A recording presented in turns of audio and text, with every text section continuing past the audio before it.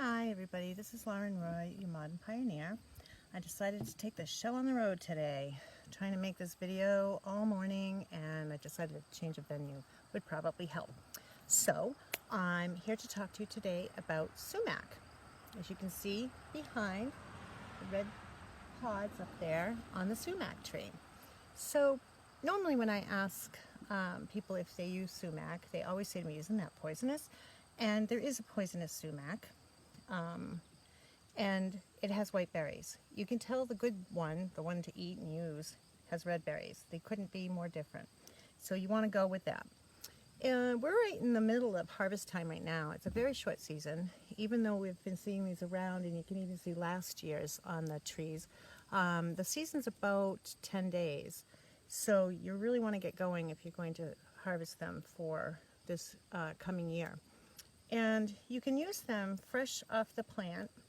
Just take them, we usually do this the first day of harvest, and put them in a pitcher, fill it with water, and let it steep for about 20 minutes, then pour it into another pitcher using like a paper towel as a filter, because as you can see, there's like these little tiny hairs all over it, and then sweeten it to taste, and then you're good to go. But because you're going to like it so much, you're going to want to save some for the winter. And in order to do that, you are going to have to take them off of the pod. So that's very easily done. It's going to be a little highs and lows with this. So you can take them off the pod very easily. A very lovely lady brought me these today, and they're great. They're the best ones I think I've ever worked with. You just go like this, and they come off. If they don't, like I have some that are very tight. The little berries are very tight together, so I just used a paring knife and just brushed them off with that. Now, even now, I'm going to see if I can get this little bugger on the camera, smile, you're going to find a couple of boll weevils in it, and that's just the name of the game. If you wait any longer to harvest, you're going to have a lot more. And I'm trying to get one so I can show you what they look like. And let me see. Right, look towards the edge of the cookie sheet. Way down there, you can see them wiggling. Gross. They don't hurt anything. They're not going to hurt you, but you know, disconcerting. Especially if it's their first time seeing them. So once you put them in your dehydrator, to dry them out, they'll dry out too, and then you can just, you know, not put those in your canning jar. So once you've gotten all your berries into a pan like this, the next step is to dry them out. Now, if you don't have a solar dehydrator, you can make one very easily. You can even just paint a cardboard box black, but you're going to want to have some ventilation holes in it.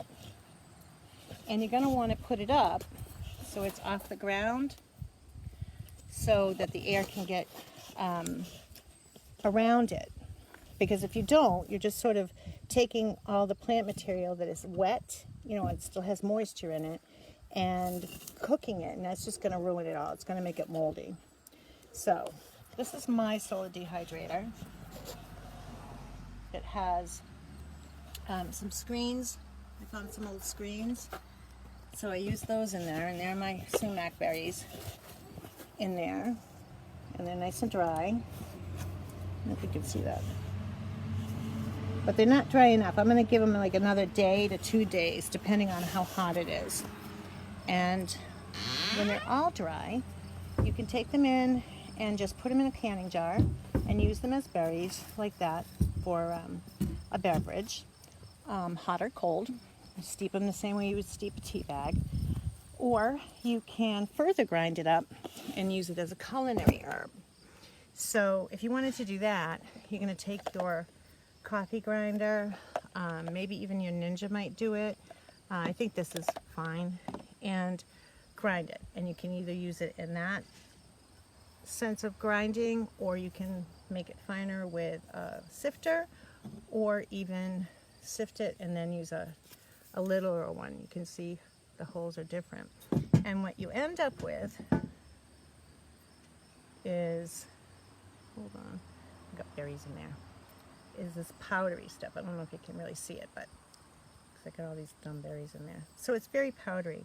Now a lot of Mediterranean recipes call for sumac, and I actually know the owner down at Shawarma Palace in Worcester on the corner of Pleasant and Maine. Shout out to Charlie. He has awesome shawarmas, and the man does not know what a small portion means.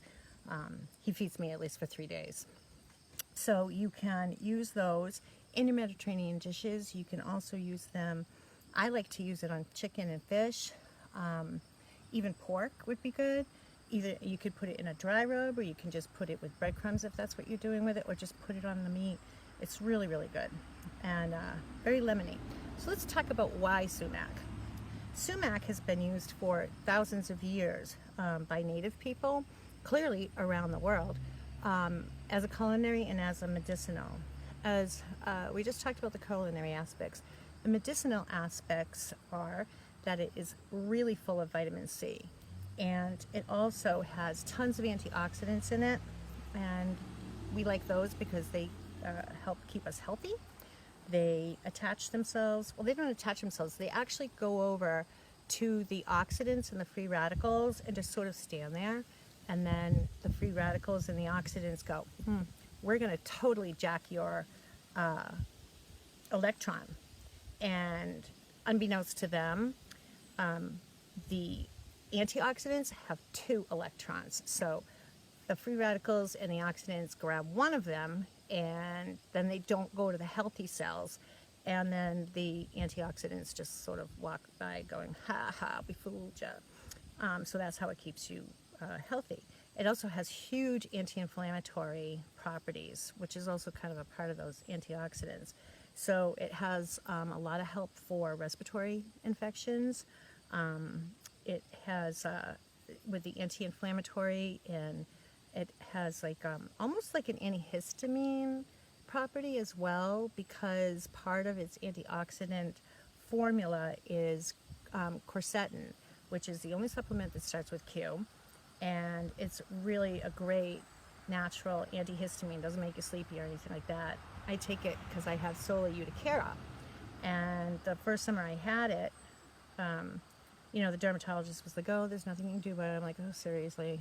And then I found quercetin, started taking it, and it totally went away. In fact, it went away for a couple of years.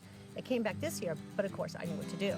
And now I even further know that there's another good reason why I'm going to keep this.